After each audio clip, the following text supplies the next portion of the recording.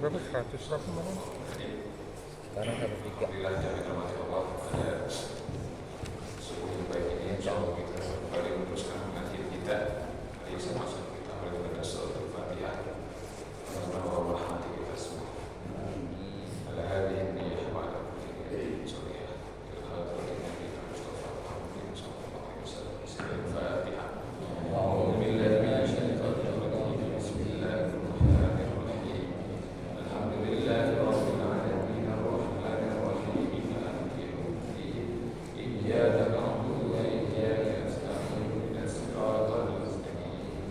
Siratal ladzina an'amta 'alaihim ghairil maghdubi 'alaihim waladdallin. Amin. Rabbana zidna 'ilman nafi'an warzuqna fahman dinan walhidna bis-salihin. Allahumma ya mu'allim Adam 'allimna wa ya mufahhim Sulaiman fahhimna. Subhanaka la 'ilma lana illa ma 'allamtana innaka antal 'alimul hakim. Allahumma shalli 'ala sayyidina Muhammadin tibbil qulub wa dawaiha wa 'afati al-adhan wa shifaiha wa nuril absar tiyaiha wa qudil arwah wa hidayah wa 'ala alihi wa sahbihi wa sallim. Wa akhiru da'wana alhamdulillahi rabbil alamin. Kita lanjutkan sekarang surah yang ke 102 ya? 103 tadi. 103. Iya, sekarang tadi. 103. Summa ba'asna min ba'dihi Musa itu ya. Iya. Surah Al-A'raf ayat yang ke-103. Halaman 163. Ayatnya ayat 103. Summa ba'asna min ba'dihi Musa. Ya. Sudah kita baca bersama seperti biasa. A'udzu billahi minasy syaithanir rajim. A'udzu billahi minasy syaithanir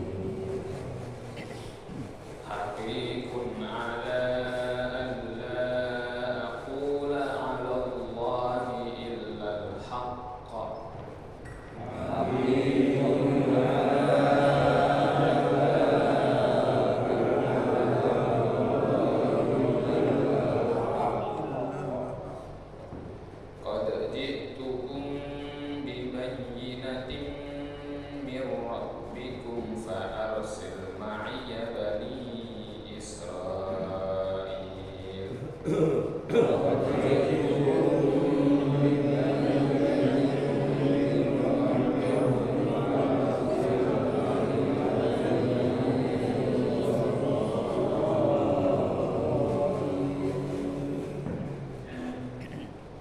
إن كنت جئت بآية فأت بها إن كنت من الصادقين.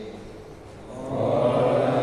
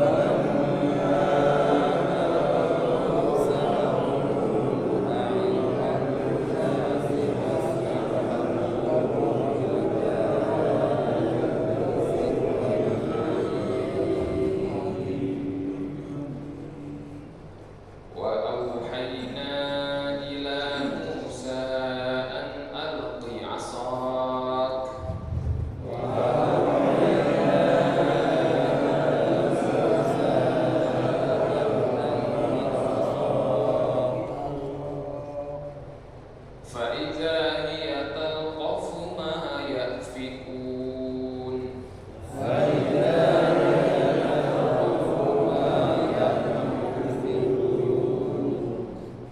Fawaqa'al haqqu wa batala ma kanu ya'malun.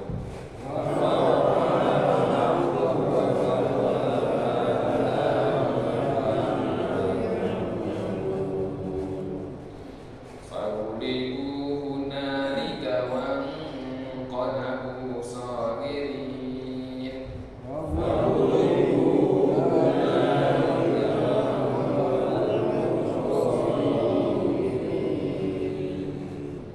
Wa ulqiyas saharatu sajidin.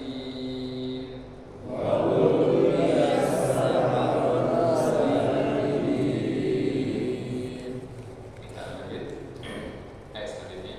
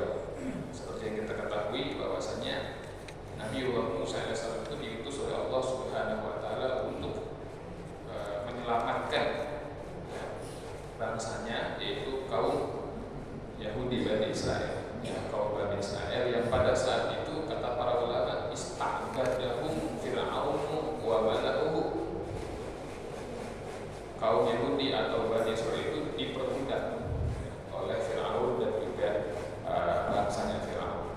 Nah, Fir'aun itu bukan nama satu orang, ya, tapi nama gelar, ya, nama gelar seperti Caesar kalau orang Romawi atau Kisra kalau Persia, ya, kalau di kerajaan-kerajaan apa namanya Nusantara klasik ada istilah Sri Baginda Maharaja gitu lah ya.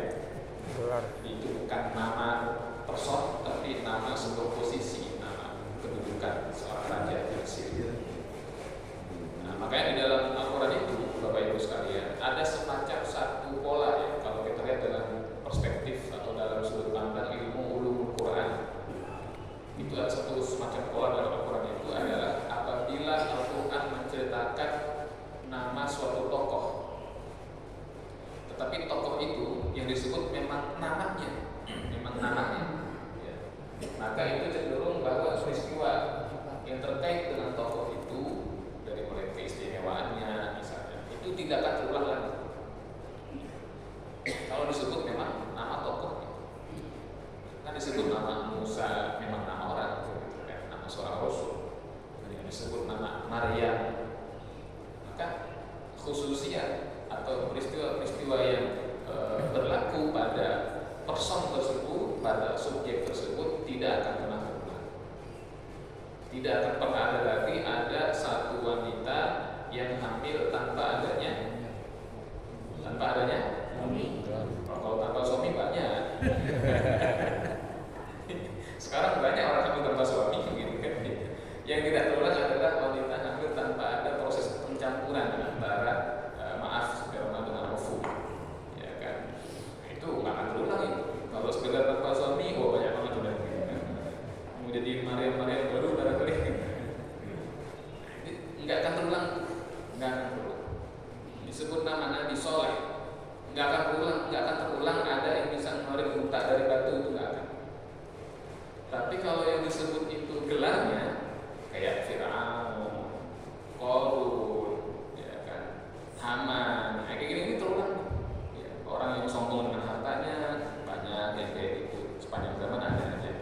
Ya kan? Yang sombong dengan kekuasaannya ya banyak juga sepanjang zaman ada aja. Ya. Yang sombong dengan relasinya dengan penguasa juga ada seperti Haman gitu kan. Itu terulang. Ya.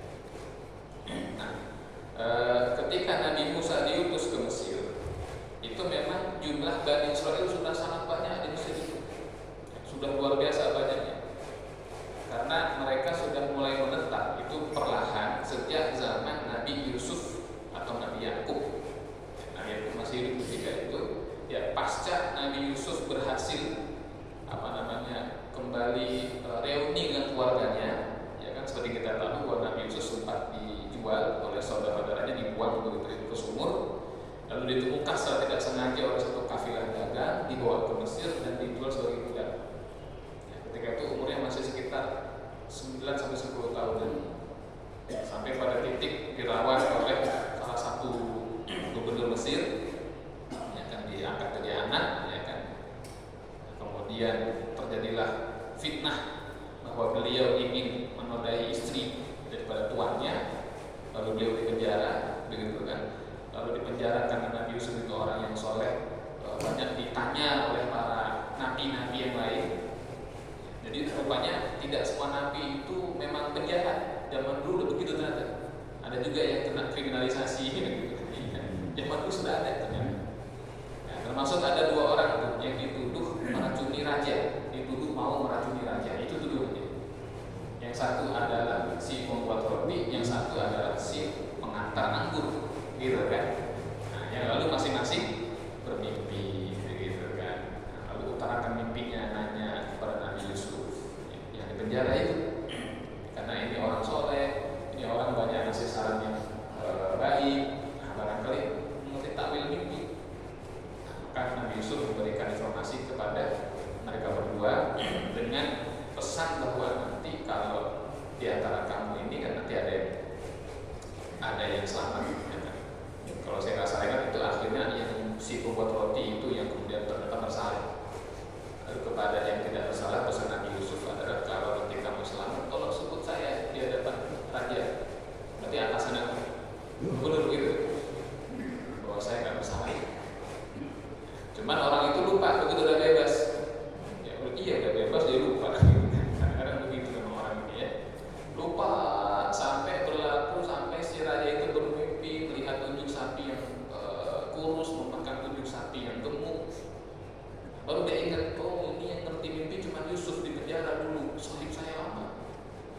dari situlah Nabi Yusuf lalu diangkat menjadi bendahara, ya kan, mengurusi masalah pangan, begitu. Berbondong-bondong tuh saudaranya yang kandung hijrah ke Mesir. Lalu mereka beranak-pinak terus sampai sangat banyak, sampai pada masa Nabi Musa alaihissalam. Tetapi bagaimanapun Bani Israil di Mesir itu adalah pendatang, ya kan, para imigran, dan itu menimbulkan ketidaksukaan di kalangan penduduk lokal pribumi, yaitu bangsa Kipti. Dan ini biasa begitu ya, biasa. Kalau yang namanya orang-orang akamsi, tahu akamsi? Anak kampung sini. Anak kampung sini itu kagak punya skill yang belagu kan gitu. Ya kan, namanya akamsi gitu. Enggak punya skill tapi belagu. Begitu akhirnya pekerjaan itu banyak diisi sama pendatang, dia kesinggung. Ya kan? Nah, maka demi dalam rangka mengamankan kepentingan para akamsi itu, dibuatlah aturan sehingga Bani Israel pada khususnya itu menjadi warga kelas 2. Tidak boleh menempati sektor-sektor yang penting, begitu kan. Kalaupun bekerja hanya di bidang-bidang yang kasar, kuli-kuli bangunan, mohon maaf gitu kan. Hanya kuli-kuli bangunan, ya kan. Pekerja kasar, buru-buru angkut di pelabuhan, ya kan, dan sebagainya. Hanya seperti itu saja. Memang mereka diperbudak. Jadi memang dibuat sistem yang akhirnya memperbudak diri mereka. Dibatasi dalam masalah pendidikan, dan lain-lain. Jadi menyedihkan sekali, ya kan. Keberadaan mereka itu lama-lama makin turun derajatnya ya. Nah, sampai betul-betul bahkan lebih berharga binatang daripada manusia, daripada Bani Israil. Nah, kepada mereka itulah kemudian dilahirkan satu orang bayi yang bernama Musa alaihissalam, yang kita tahu lalu diutus oleh Allah untuk berdakwah kepada kaumnya, membawa kaumnya diselamatkan dari kekejaman Fir'aun dan tentaranya. Dan Nabi Musa sejak kecil memang sudah dirawat di istana Fir'aun. Ya kan, sempat ya kan, dari kecil karena beliau dibuang. Ya, jadi Fir'aun yang periode sebelumnya itu bermimpi bahwa dia melihat ada satu api yang membakar seluruh Mesir. Tetapi yang ajaib adalah api itu hanya membakar rumah orang Mesir, orang Kipti. Dan api itu kayak punya mata. Kalau rumahnya orang Bani Israil dia belok, gitu kan? Iya. Permisi mas, sebelahnya, gitu kan? Iya. Ini api apa ini?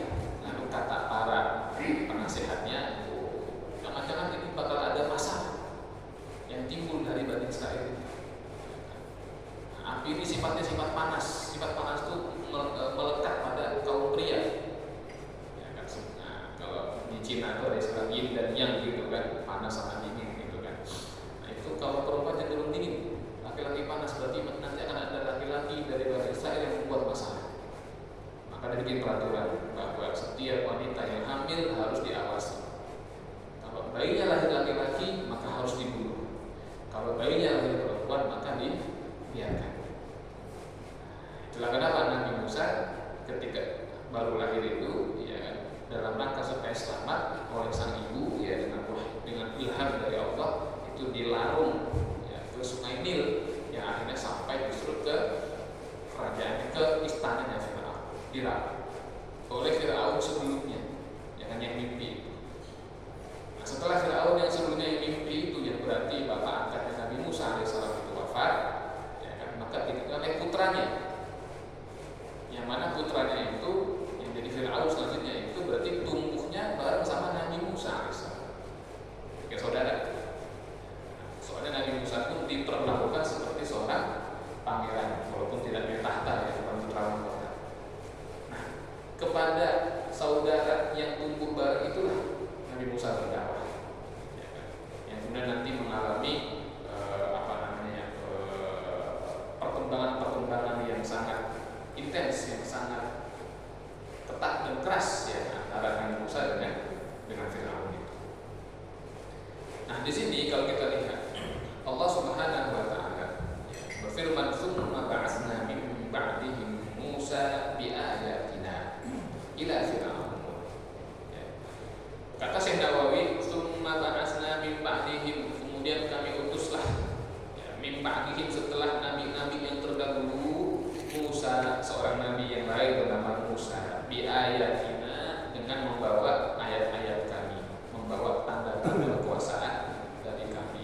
mukjizat lah begitu. Kalau ayat berarti jamak. At-tis'i ada 9 tanda. Adalah ada sidqi yang menunjukkan akan kebenaran risalah Nabi Musa alaihissalam, diberikan oleh Allah 9 pertanda. Ya. Salah satunya atau salah duanya yang sering kita dengar adalah seperti kutu, datangnya wabah kutu, ya datangnya wabah belalang, lalu sungai Nil berubah menjadi merah, ya kan, lalu katak, ya wabah katak yang luar biasa menyerbu Mesir. Ya, itu 9 tulah. Kalau orang dulu 9 tulah, 9 tuntutan Allah yang didatangkan atas permintaan dari Fir'aun sendiri. Ya, ya. Karena mereka sudah sangat makmur, ya, negara sudah sangat makmur, secara pangan kuat, secara militer kuat. Kata dia, kalau memang kamu ada bukti dari Tuhan kamu, coba bisa nggak jatuhkan musibah ke negara kami, kekuasaan saya. Datang 9 bala. Ila Fir'auna, diutusnya Nabi Musa itu kepada Fir'aun. Wasmuhu Qobus, namanya adalah Qobus. Fir'aun yang di sini namanya adalah Qobus. Wa qila ismuhu Al-Walid bin Mus'ab bin Rayyan. Wa kana mulkuhu 400 sanah. Wa asa 620 sanah. Wa lam yara fi tilka muddati makruhan qattu min waja'in aw huma aw ju'in. Walau hasala dzalika lima idda'a ar-rububiyyah. Kata Syekh Nawawi, nama Fir'aun yang diutusnya Nabi Musa kepada Fir'aun ini, nama Fir'aunnya adalah Qobus. Ada yang mengatakan namanya adalah Walid bin Mus'ab bin Rayyan. Dan dia ini jangan namain Walid berarti ya. Kalau punya anak jangan namain Walid. Kalau nggak sekte sesat jadi Fir'aun ya. Pulang orangnya. Pak Walid udah pulang. Pak Walid, bercanda Pak Walid, mohon maaf ya. Dan dia ini berkuasa selama 400 tahun. Umurnya itu situmi'ah wa isril sana, 620 tahun. Jadi ketika dia berkuasa selama 400 tahun, tapi umurnya sampai dia mati di Laut Merah itu adalah 620 tahun. Dan selama dia hidup itu dia tak pernah menemukan hal-hal yang tidak disukai. Maksudnya apa? Dia tidak pernah mendapatkan keadaan yang tidak enak, ya kan? Nggak pernah merasa kecapean. Kalau saya kan dikit-dikit masuk angin, kalau dia enggak, gitu kan. Kemudian dia nggak pernah demam, ya. Kemudian nggak pernah kelaparan. Jadi selalu sehat walafiat. Nah, jadi kita ngeri nih kalau orang selalu sehat. Biasanya ada yang selalu sehat. Ada aja ya Pak Burhan? Ada aja. Ada pusing ada ya? Aman berarti ya? Aman. Kalau nggak pernah sakit itu tanda-tanda jelek memang. Tanda-tanda jelek itu nggak pernah sakit. Ya macam Fir'aun lah gitu kan. Diutuslah Nabi Musa kepada Fir'aun wa mala'ihi dan kepada para pembesarnya pengikutnya. Fadalamu biha. Tetapi mereka semua berbuat zalim terhadap ayat-ayat Allah. Maknanya tidak mengimani. Fanzur kaifa kana 'aqibatul mufsidin. Maka Allah memberikan penegasan sekaligus ancaman. Lihat saja bagaimana akibatnya. Jadi akibat itu bahasa Arab pastinya ya. Jadi udah akibat, artinya kesudahan, ujungnya, endingnya. Lihat saja bagaimana endingnya orang-orang yang berbuat kerusakan itu. Wa qala Musa ya Fir'aun inni rasulun min rabbil alamin. Dan kepada Nabi Musa diperintahkan agar dia berkata kepada Fir'aun. Berkatalah Musa kepada Nabi Musa kepada Fir'aun, wahai Fir'aun, sesungguhnya aku adalah rasul yang diutus dari Tuhan semesta alam. Haqiqun ala alla aqula 'ala Allahi illa al-haqq.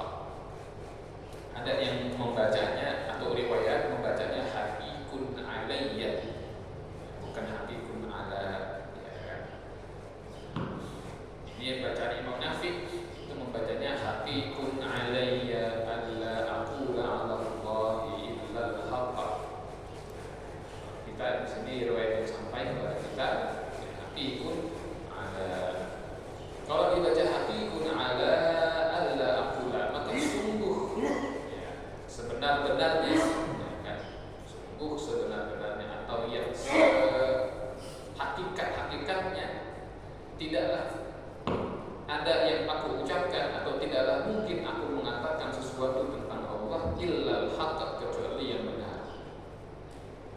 Bahwa Allah itu adalah Tuhan yang Maha Esa, Tuhan yang tidak memiliki sekutu, Tuhan yang tidak bisa diposturisasikan, tidak bisa dijasmatikan. Nggak bisa disebut Tuhan itu punya kepala, punya tangan, punya kaki. Allah itu tidak berpostur seperti itu.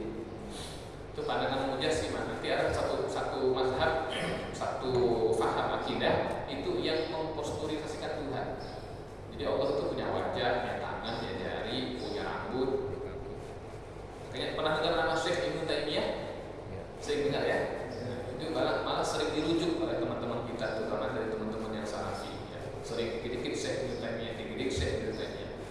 Salah satu hal yang membuat para ulama mengecam Syekh Ibnu Taimiyah secara umum adalah karena dia atau beliau, dengan segala kehebatan ilmunya dan lain-lain, itu mengatakan bahwa Allah itu berpostur, dan posturnya Allah itu seperti seorang pemuda ABG, kata beliau. Bahkan Allah punya rambutnya keriting, katanya.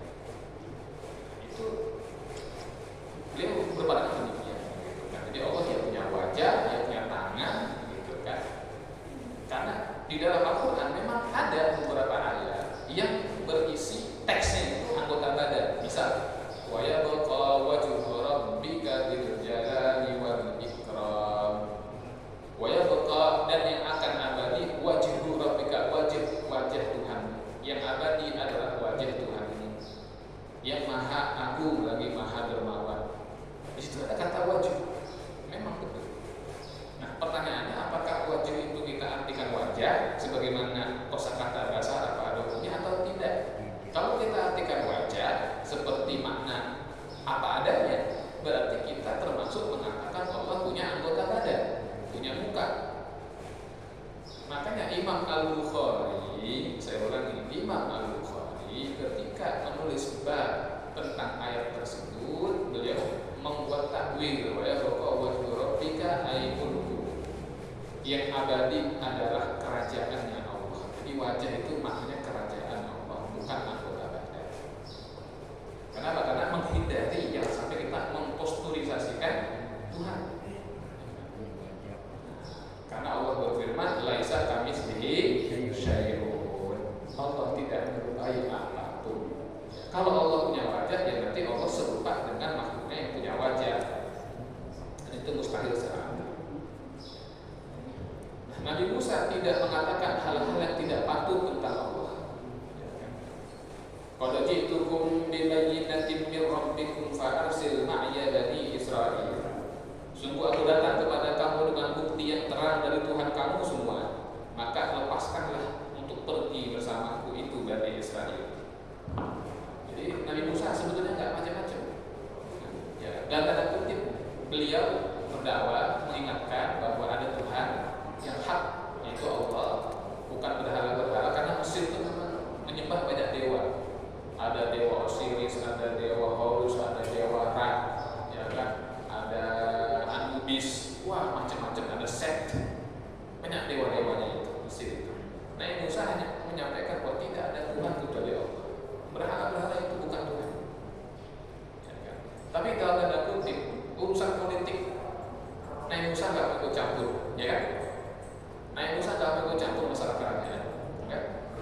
Beliau berdakwah bukan mau menuntut tahta, bukan mau menggulingkan Firaun, membentuk suatu tindakan makar, itu enggak.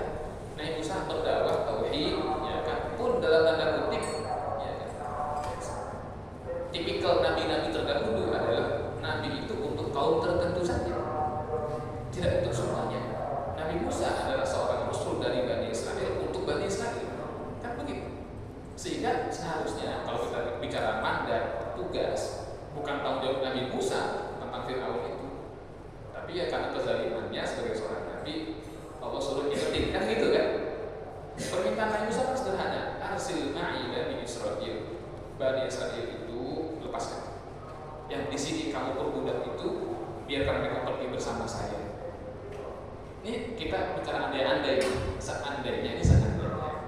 Firaun ketika itu, oh ya udah bawa dah, gitu kan? Itu dibawa begitu, beres kan? Selesai kan urusannya, gitu kan? Nggak akan menggelam tuh dia di Laut Merah kayak gitu kelakuannya.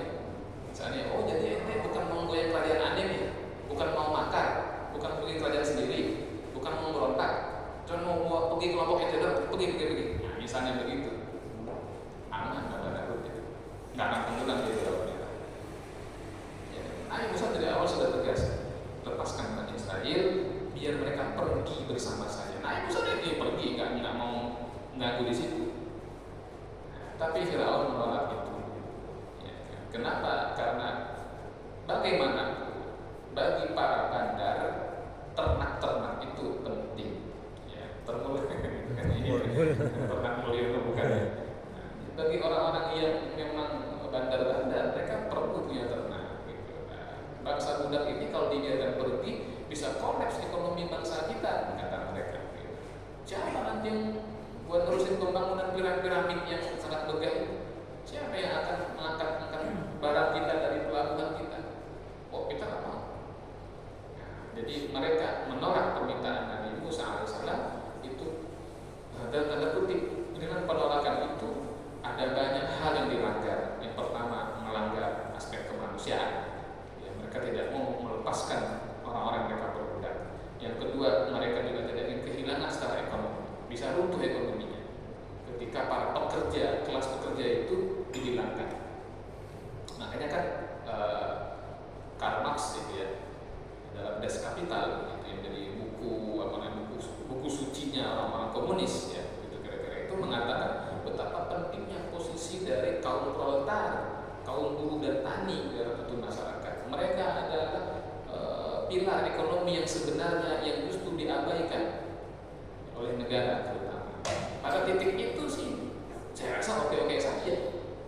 Kalau negara itu nggak ada yang mau jadi petani, anak petani semuanya jadi pedagang, nggak repot bisa.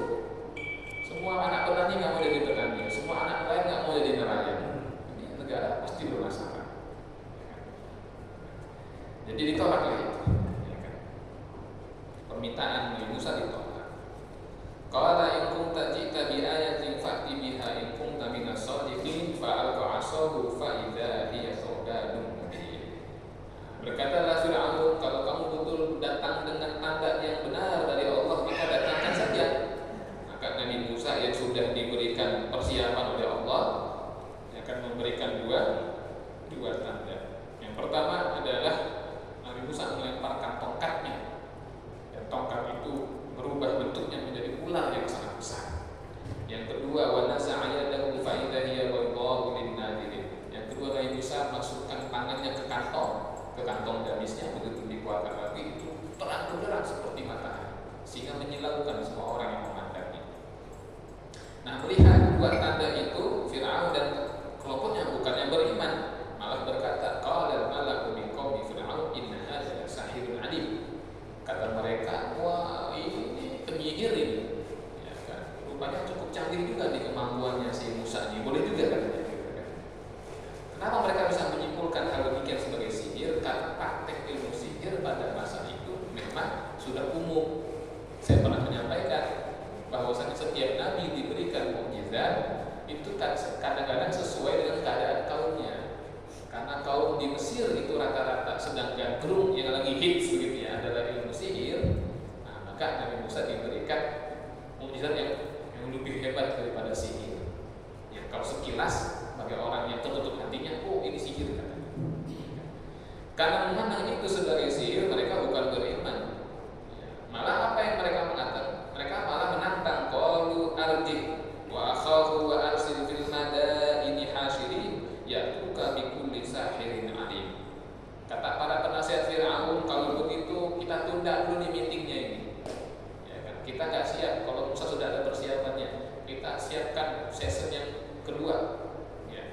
Supaya viral, kumpulkan semua orang di lapangan. Lalu kita datangkan penyihir-penyihir terbaik dari seluruh negeri untuk menghadapi Musa. Gitu kan. Jadi kalah argumen, dia cari cara supaya tanda kutip dia bisa mempermalukan Musa di hadapan umum. Nah, jadi kalau nanti ternyata para penyihir yang dikumpulkan itu dengan jumlah yang banyak bisa mengalahkan Musa dalam pandangan mereka, maka satu, mereka bisa menghalangi niatan Nabi Musa untuk membawa keluar Bani Israel.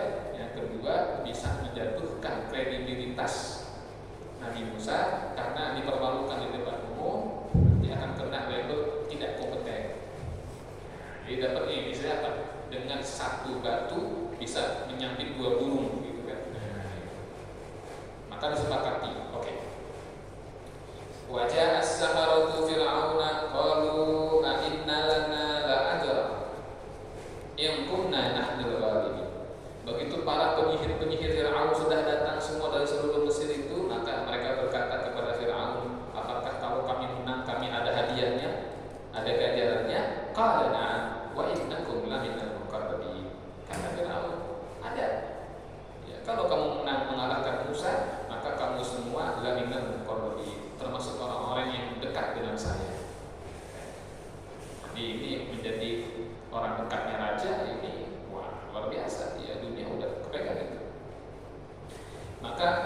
sudah disepakati waktunya, qalu ya Musa imma an tulqiya wa imma an nakuna nahnu mulki. Setelah itu kata mereka kepada Nabi Musa, wahai Musa, kata para penyihir tadi, apakah kamu yang melemparkan tongkat kamu, yang sihir kamu, atau kami yang melemparkan tongkat dan sihir kami? Qala alqu, kata Nabi Musa, silakan kamu mulai. Falamma alqaw saharu a'yunan nas wastarhabuhum. Ketika mereka mulai meletakkan sihir mereka, dilemparkan tali kemali dan tongkat-tongkat itu, maka tongkat dan tali itu dapat menyihir pandangan manusia. Nah, ini menariknya, Allah mengatakannya saharu a'yunan nas, ya. Tongkat dan tali kemali mereka itu menyihir pandangan manusia. A'yun, artinya sihir itu sebetulnya hanyalah maksudnya mengelabui pandangan mata. Ya, orang misalnya kena santet nih, naudzubillah sama naudzubillah. Orang kena santet itu jadi kayak melihat kuntil anak, melihat gitu. Padahal bagi yang nggak kena santet itu cuma pohon pisang begitu. Tapi di pandangan yang kena gangguan itu justru ketakutan dengan pohon pisang. Nah, itu jadi hakikatnya itu benda biasa. Tetapi dengan sihir itu pandangannya berubah. Seorang suami yang cintai istrinya begitu kena sihir, walaupun istrinya cantik, yang dia lihat jelek, kesihir matanya. Jadi sifat sihir itu adalah menipu atau mengelabui pandangan mata. Itu tentu karena ditutupi oleh jin ya atau syaitan. Alhamdulillah. Wa auhayna ila Musa an alqi asak fa idza hiya talqafu ma yafikun. Semua penonton ketakutan itu melihat ular-ular yang datang dari para penyihir Firaun. Kemudian kami wahyukan kepada Nabi Musa alaihissalam, alqi asok, lempar tongkat kamu. Nah, begitu Nabi Musa lempar tongkatnya, berubah menjadi ular yang besar. Lalu ular Nabi Musa itu menelan semua ular-ular sihir yang dibuat oleh para penyihir. Fawaqa al-haqqu wa batala ma kanu ya'malun. Faruliku hunalika wanqalabu sabirin wa ulqiyas sahabatus sajidin. Ketika ular Nabi Musa sudah berhasil mengalahkan ular-ularnya para penyihir itu, maka waqa'al haqq. Itu terjadilah hal yang benar. Maksudnya adalah para penyihir itu mendapatkan pemahaman karena mereka adalah orang yang paling pandai dalam ilmu sihir. Bisa dibilang kalau ada 7 kitab sihir udah hatam sama mereka gitu. Dan nggak ada orang yang lebih hatam daripada mereka itu. Jadi mereka tahu mana yang sihir, mana yang bukan. Di hadapan mata para ahli, mereka paham bahwa yang dilemparkan Musa itu bukan sihir, itu bukan ular sihir. Kalau itu sihir, nggak mungkin sihir lebih canggih itu ada. Karena kamilah yang menguasai sihir yang paling canggih. Jadi ketika mereka terkalahkan, cuma satu jawabannya. Apa itu? Berarti Musa itu benar. Dia adalah orang yang didukung oleh Tuhan semesta alam. Nah, sehingga para penyihir itu kemudian beriman kepada Allah, bahkan mereka tersungkur, ya, bertaubat, beriman, bersujud hanya kepada Allah Subhanahu wa Ta'ala. Apakah Firaun menerima itu? Tidak. Ketika mereka mengatakan para penyihir tadi, qalu amanna bi rabbil alamin rabbi Musa wa Harun. Ketika para penyihir mengatakan kami beriman kepada Tuhan semesta alam, Tuhan yang Musa dan Harun, Firaun membantah, dia marah. Dengan berang dia berkata, amantum bihi qabla an a'zana lakum inna hadza la makrun makartumuhu fil Madinah. Kamu semua berani beriman kepada Musa sebelum saya izinkan. Nah, kalau begitu ini adalah konspirasi, kata Firaun. Ini semua hanya konspirasi kalian. Kamu sebetulnya ada murid-muridnya Musa dalam ilmu sihir. Tapi kamu kemudian mengatur rencana, mengatur makar. Ya kan, seakan-akan kamu berlawan dengan dia. Wajar kalau kamu muridnya, dia gurunya.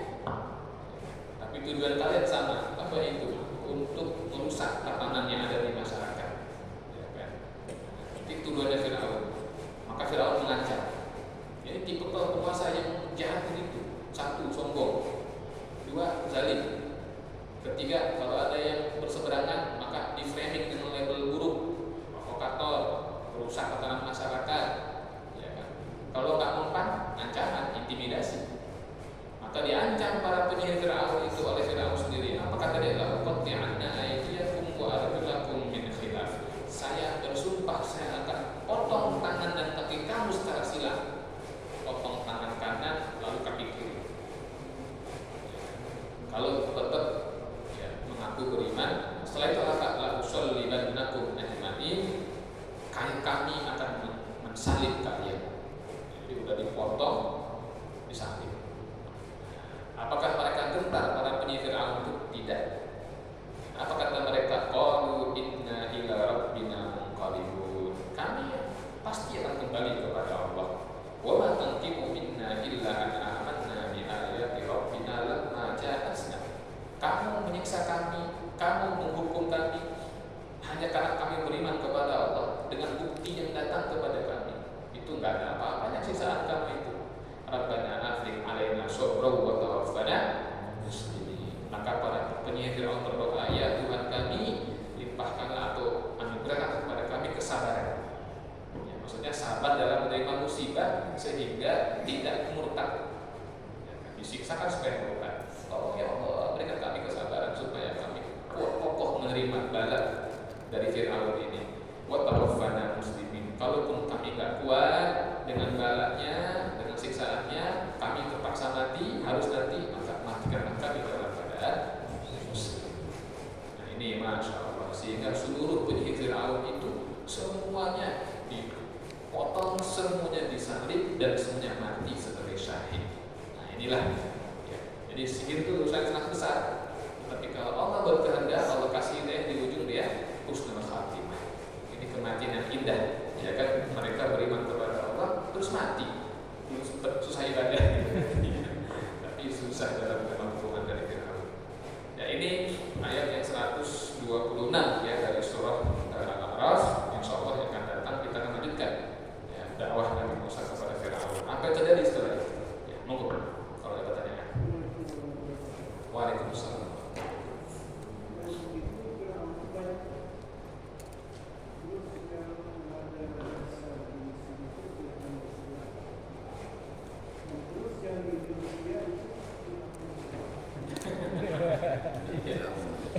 Fir'aun itu banyak ya, karena Fir'aun itu gelar ya kan, bukan satu orang. Satu Fir'aun mati digantikan Fir'aun setelahnya. Mungkin anaknya, mungkin keponakannya, mungkin adiknya begitu. Begitu dari raja Fir'aun juga ada begitu kan. Dan Fir'aun itu membuat aturan. Rakyat Mesir menyembah dewa-dewa, katakanlah menyembah dewara. Jadi dewara itu adalah Tuhan bagi rakyat Mesir, dan Fir'aun adalah Tuhan bagi dewa-dewa mereka.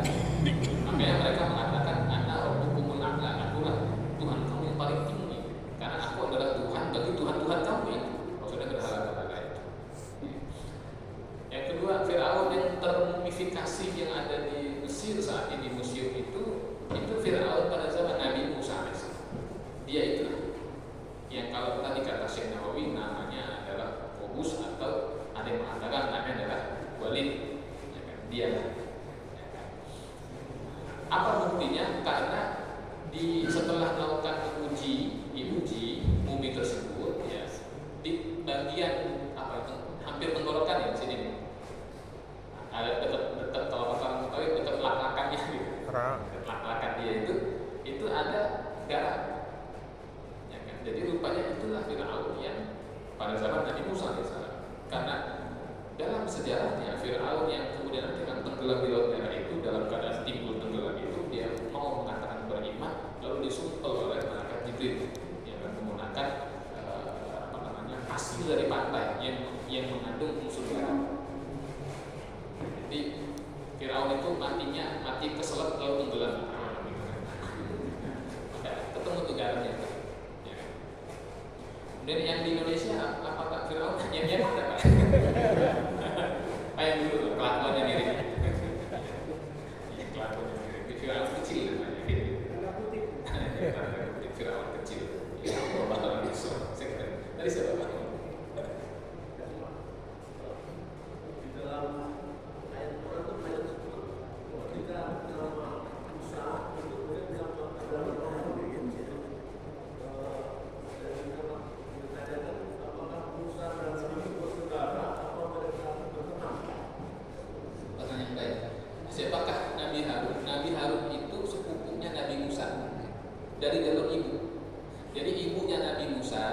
dengan ibunya Nabi Harun itu adik kakak, sepupu dari pihak ibu.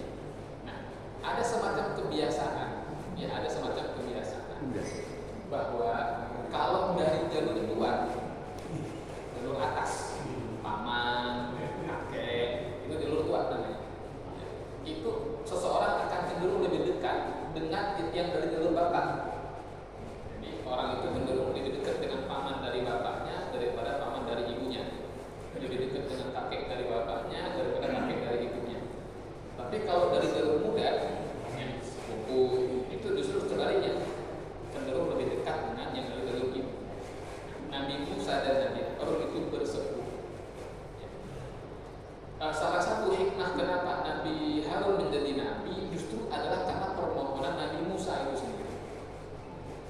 Tatkala Allah melantik, bahasa kita nih, Nabi Musa menjadi seorang rasul, permohonan Nabi Musa adalah agar Allah juga mengangkat Harun sebagai nabi. Apa alasannya? Karena Nabi Musa ini sebagai seorang nabi cerdas, ya kan? Beliau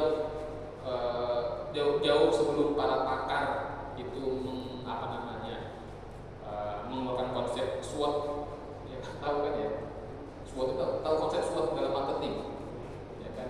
S-nya strength, kekuatan, W-nya weakness, kelemahan, O-nya opportunity, kesempatan, T-nya threat, ancaman. Jadi kalau orang mau marketing dia harus tahu mana kekuatannya, di mana kelemahan produknya, bagaimana kesempatannya, siapa pesaing mereka, gitu kan? Sebelum para pakar itu pakai teori SWOT, Nabi Musa sudah tahu kelemahan saya adalah kalau ngomong kurang fasih.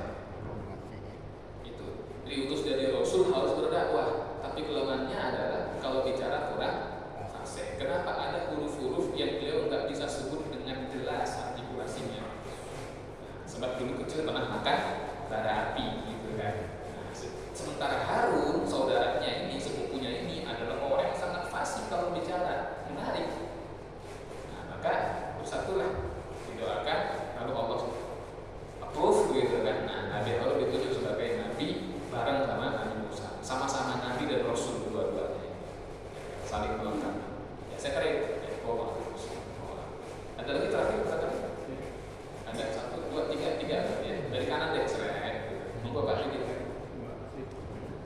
Cerita tentang Nabi Musa dan Nabi Yusuf membawa Israel itu diberikan tempat di pinggir sungai Nil yang subur. Sementara Nabi Musa membawa orang Israel menyeberangi Laut Merah. Kemudian yang mana yang sekarang menjadi negara Israel? Ada hubungannya dengan itu?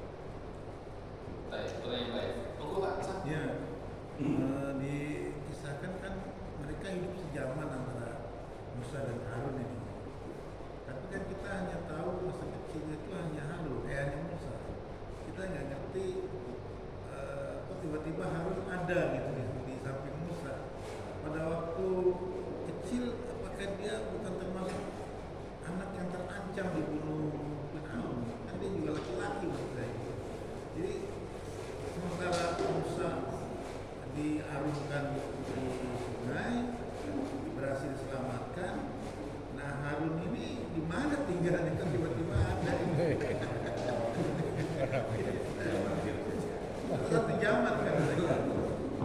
Usianya juga nggak terlalu beda jauh kan kalau yang nanti sudah. Baik, pertanyaan baik. Tadi siapa tadi?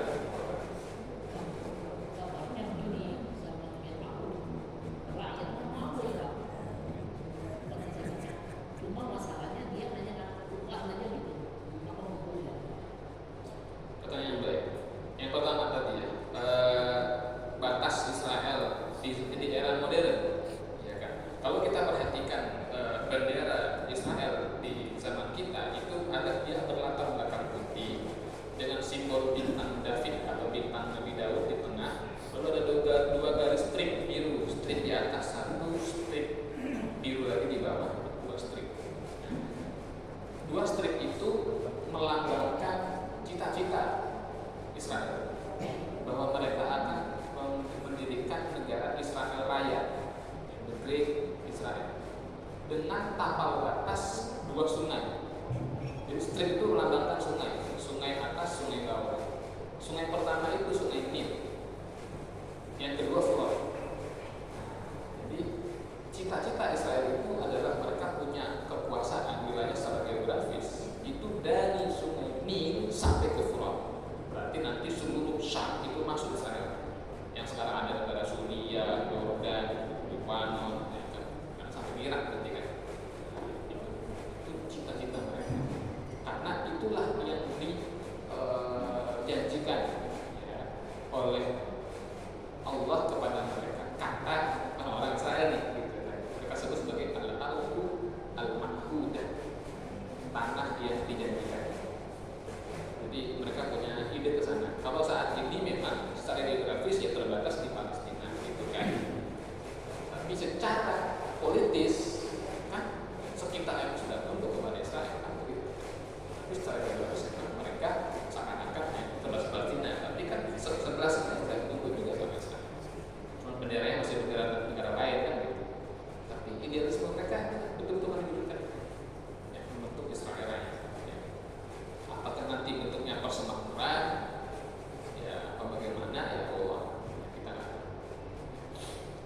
Yang kedua tentang Nabi Harun, bagaimana kisah kecilnya Nabi Harun ini, apakah tidak ada cerita, lalu apakah Nabi Harun tidak tergolong dalam kelompok-kelompok yang mesti terancam dengan peraturan Firaun ya, mengingat usianya dengan Nabi Musa itu memang tidak jauh ya, tidak jauh. Firaun saja 400 tahun dia berkuasa, begitu kan. Nah, Nabi Musa dan Nabi Harun ini kan satu zaman dan memang sependek yang saya tahu juga mungkin nggak berjauhan. Yang berarti secara teori Nabi Harun pun terancam, ya kan, Nabi Harun pun terancam. Tapi bagaimana beliau bisa selamat? Allah, ya, saya belum tahu. Saya tahu gitu kan. Belum ada ceritanya gitu. Barangkali ada, tapi ini menarik. Ini insya Allah akan saya jadikan sebagai apa namanya riset PR lah gitu kira-kira ya. Riset. Saya buka lagi gitu kan. Saya akan cari lagi bagaimana sejarah masa kecilnya Nabi Harun, bukan Pak Harun ya. Kalau Pak Harun kita bisa telusuri kakaknya ada, aktornya ada. Ini Nabi Harun ya. Harun dia ketahuan nih. Kemudian yang terakhir tadi, apakah betul rakyat Mesir pada zaman Firaun itu makmur? Makmur, ya, patuh sama Firaun. Kalau kata Syekh Nawawi itu yang makmur itu adalah orang-orang yang dekat dengan dia dan menyembah dia. Tetapi kalau orang yang waman isna badahum dan orang-orang yang dijadikan budak itu sengsara. Itu sengsara. Jadi betul rakyat Mesir makmur yang tunduk, yang patuh, yang nyembah Firaun. Tapi yang diperbudak atau yang membangkang pasti itu susah. Itu di mana-mana begitulah. Memang ada satu ungkapan, to power, to corrupt. Kalau kekuasaan terlalu besar pasti korupsi, pasti menyimpang. Ketika terlalu besar itu pasti ada penyimpangan. Ya, alhamdulillah. Jadi saya kira itu ya, insya Allah kita lanjutkan ayat seterusnya, yaitu ayat yang ke-127. Ini salah satu penting yang terakhir ya dari kisah Nabi Musa dengan Firaun dan orang-orang Qibti. Mudah-mudahan yang kita pelajari bisa bermanfaat untuk kita semua. Amin ya rabbal alamin. Kafaratul majlis. Subhanaka Allahumma bihamdika asyhadu an la ilaha illa anta astaghfiruka wa atubu ilaik. Allahumma shalli ala sayyidina Muhammad wa ala ali sayyidina Muhammad. Assalamualaikum.